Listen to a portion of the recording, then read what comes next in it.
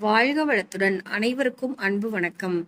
எல்லாம் வல்ல இறைவனின் திருவடிகளை போற்றி பணிந்தும் யாதும் ஊரே யாவரும் கீழிற் தீதும் நன்றும் பிறர்தர வாரா என்கின்ற கணியன் பூங்குன்றனாரின் நிறைமொழியோடும் இன்றைய சிந்தனை பதிவினை வழங்குகின்றேன். வைகறை வைரங்களில் இன்று நாம் காணவிருக்கும் சிந்தனை வைரம் சரபேஸ்வரர். சமீப காலமாக ஆலயங்களில் வெகு விமரிசையாக வழிபடப்படும் வழிபாட்டு முறைகளில் சரபேஸ்வரர் வழிபாடும் ஒன்று. யார் இந்த சரபேஸ்வரர்? சரபேஸ்வரர் பெயர் காரணம் என்ன என்று இப்பதிவில் பார்ப்போம். தலைப்பிற்கு உள்ளே போகும் முன்பு சரபம் என்றால் என்னவென்று முதலில் தெரிந்து கொள்வோம். சரபம் என்பது 8 கால்களை உடைய மிக மிக வலிமையான ஒரு பறவை என்று கூறப்படுகின்றது. என்கார்புல் என்பது இதன் தமிழ் பெயர். புராதன காலத்தில் இப்பறவை இருந்ததாக கூறப்படுகின்றது. சரபம் என்ற இந்த வலிமையான பறவை ஒரு மிகப்பெரிய சிங்கத்தையே அல்லது யானையையே தூக்கி கொண்டு பறக்கும் ஆற்றல் உடையது என்று கூறப்படுகின்றது. புல் என்பது பறவையை குறிக்கும் தமிழ் சொல். 8 கால்களை உடைய பறவை என்பதைத்தான் என்கார்புல் என்று பெயரிட்டார்கள். சரபம் என்ற பறவையை சாத்திர நூல்கள் சிம்புல் என்று குறிப்பிடுகின்றது. இரண்யகசிபு என்ற அசுரனின் ஆணவத்தை அடக்கி அழிப்பதற்காக தோன்றிய அவதாரம் நரசிம்ம அவதாரம் என்பதை புராண காதைகள் வாயிலாக நாம் அறிந்திருக்கின்றோம். இரண்யகசிபுவை வதம் செய்து முடித்த பிறகு கடுமையான கோபத்தில் நரசிம்மர் இருந்தார். இரண்யகசிபுவின் இரத்தத்தை உறிஞ்சி குடித்தபடியால் அசுரகுணம் நரசிம்மமூர்த்தியிடம் தாண்டவம் ஆடியது. இதனைக் கண்டு பிரகலாதன் உட்பட அனைவரும் பீதியில் உறைந்து போய் இருந்தார்கள்.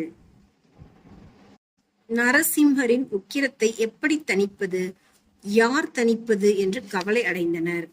அனைத்து உயிர்களின் நலனுக்காக சிவப்பரம்பொருள் சரப பறவையாக உருக்கொண்டு நரசிம்மரின் உக்கிரத்தை தணித்தார் என்று புராணம் கூறுகின்றது. சிவபெருமானின் இந்த தோற்றம்தான் சரபேஸ்வரர் என்று அழைக்கப்படுகின்றது. பறவை போன்ற பொன்னிறம், 2 இறக்கைகள், சிவந்த 2 கண்கள், கூரிய நகங்களுடன் கூடிய சிங்கத்தை போன்ற 4 கால்கள், மனித உடல், கிரீடம் தரிந்த சிங்க முகம், தந்தங்களை போன்ற கோரை பற்கள் கொண்ட உருவம்தான் சரபேஸ்வரர் உருவம். சரபேஸ்வரர் வழிபாடு செய்தால் அச்சத்தை உண்டாக்கும் எதிரிகள் இருந்து இடம் தெரியாமல் போவார்கள் என்பது மக்களிடையே உள்ள அதிதீவிர நம்பிக்கை. தீராத பிணிகள், பில்லி சூனியம், குழந்தை பேறு இல்லாமை போன்றவற்றை நிவர்த்தி செய்து சுகம் அளிப்பவர் சரபேஸ்வரர் என்ற செய்திகள் பரப்பப்பட்டவுடன் சரபேஸ்வரர் வழிபாடு மிகவும் பிரசித்தி பெற்ற வழிபாடு ஆகிவிட்டது. கும்பகோணத்தில் இருந்து 6 கிலோமீட்டர் தொலைவில் திருப்புவனத்தில் சிறப்பான சரபேஸ்வரர் ஆலயம் உள்ளது. சரபேஸ்வரரை ஞாயிற்றுக்கிழமைகளில் ராகு கால வேளையில், அதாவது மாலை 4:30 மணி முதல் 6 மணி வரை வழிபாடு செய்வது நன்மைகளை தரும் என்று கூறப்படுகின்றது. புராண கதைகள் என்பன முக்கிய கருத்தை நம் சிந்தனையில் விதைப்பதற்கான ஒரு ஊடகம் மட்டும்தான்.